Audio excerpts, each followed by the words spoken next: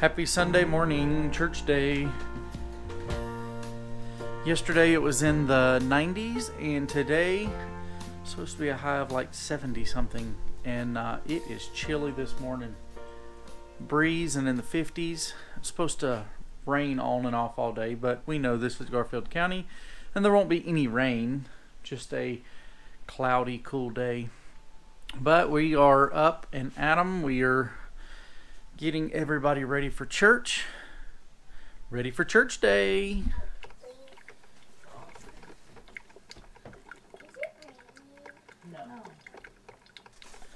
They're outside waiting for me, but I'm inside waiting for coffee. Should have started this just a few seconds earlier.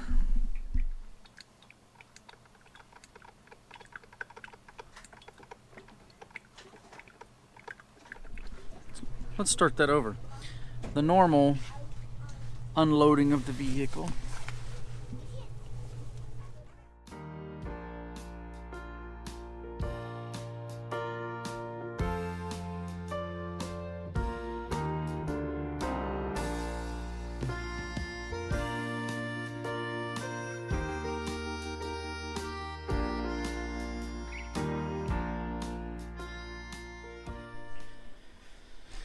Packing up after church. We ate.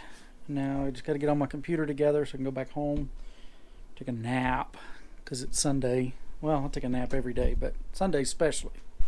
Took a little nap. Watched some YouTube. Sundays are usually kind of, I don't know. I really enjoy Sunday mornings. I enjoy being with people in church and all that kind of stuff, but I find that myself, as well as a lot of other pastors, that relax and release that comes at the end of the day can be depressing a little bit. And you go thinking over your sermon, and you think over what was going on in church, and it's just an odd time. I think anytime you hear of people who do things in front of other people, I hate to compare pastors to celebrities or entertainers, but an entertainer will do a show and it's good, and they come off of that, and then the next day they're like, oh, did it go well? And there's always that sense of that. But this time of and season that we're in with the COVID and everything else, I was telling a couple of other pastors, I think it's just got our pessimism heightened. So this morning we didn't have a lot of people in church. Look at bank accounts, and it's depressing. I look at what's happening in our country and our world, and I wish people would just talk to each other instead of talk at each other. But I think that's just a heightened pessimism right now, and things aren't as bad as we feel like they are. Jesus is still good. Good things are still happening. And that's what I'm going to trust in, and that's what I'm going to believe. Jesus is still saving people, folks. Brian. We and Jeremiah have been playing this Battle Academy. And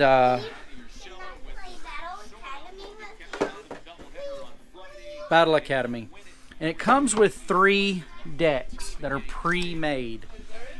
There's a Mewtwo deck, there's a Pikachu deck, and there's a Charizard deck. The Charizard deck has the biggest GX. So Jeremiah always chooses this deck, or we roll to see who gets the highest number, and then that winner gets to choose his deck. If he wins, he chooses the Charizard deck. The Charizard GX does 140 damage per attack, unless he uses the GS attack, which does 300.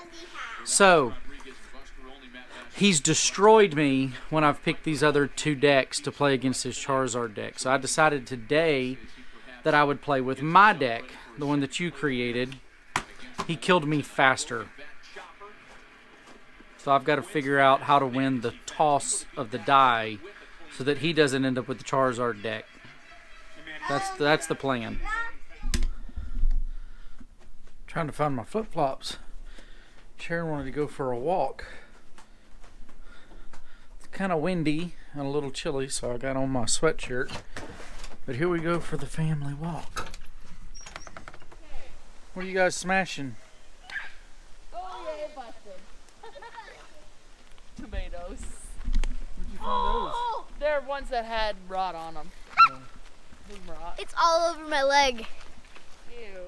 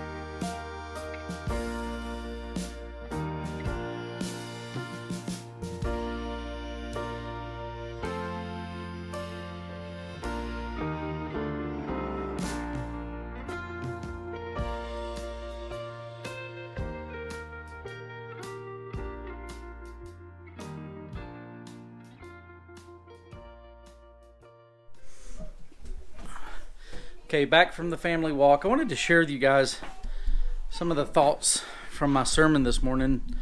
I talked about fear. We're in the book of Mark, and we were in the demonic man, the legion, where he cast out legion into the pigs. But throughout that entire section, the sea, legion, and then Jairus' daughter, they talk about people being afraid after they see the power of Jesus, and people are afraid of all of that type of stuff. So we talked about fear, and we talked about fear that fear that you can see coming, and all that other kind of stuff. But anyway, I encourage you to go watch that sermon. It's on Facebook, and Sharon will get it on the website pretty soon. But one of the things that I mentioned in introducing fear is that people react to fear differently. There's people who try to avoid anything that causes fear and anxiety. Then there's people who pay for that. They'll go pay for a scary movie or pay to go through a haunted house or something like that. But then there's also fear can be paralyzing. So if you get me up on a ladder, I hang on with both hands and both feet, and then sometimes my teeth, and I can't move. It paralyzes me. But then fear can also cause some people to become violent. My cousin Josh is one of the nicest and calmest people I know, but if you throw a snake at him, he will dot both of your eyes. So you take somebody who's normally calm and collected, and fear causes them to be violent. And, I think we need to take that into consideration when we look at what's going on in our world right now. You look at our country, you look at all the things that are going on around us. People are acting in fear, not faith.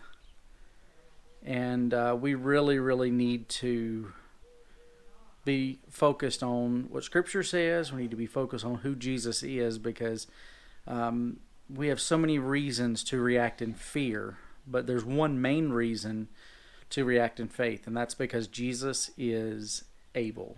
So that's what I want to leave you with today. Jesus is able. See you guys tomorrow.